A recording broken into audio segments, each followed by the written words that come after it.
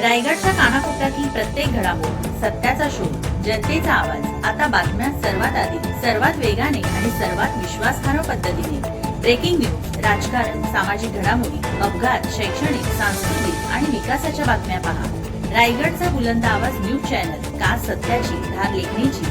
आपल्या हक्काचे news channel, रायगडचा बुलंद आवाज न्यूज चॅनल. लाईक करा, शेअर करा आणि सबस्क्राईब करा. दातृत्वाची श्रीमंती जपणारे उद्योजक संतोष मेढेकर यांच्याकडून विद्यार्थ्यांना शैक्षणिक साहित्य. सलग 5 वर्षांची शैक्षणिक मदत, स्पर्धा परीक्षा व शिष्यवृत्तीसाठीही मदतीची ग्वाही.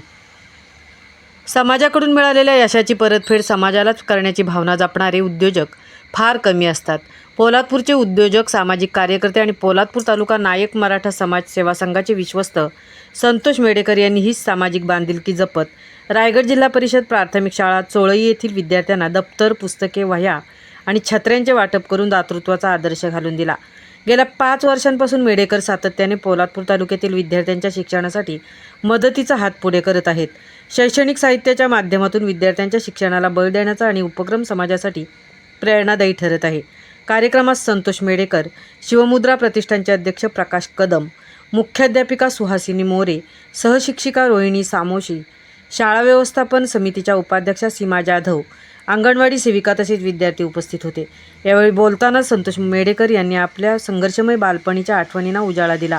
आर्थिक अडचणींवर मात करून शिक्षण घेत मुंबईत उद्योजक म्हणून उभे राहता आले आणि याचे श्रेय आईच्या पाठबळाला असल्याचे त्यांनी सांगितले.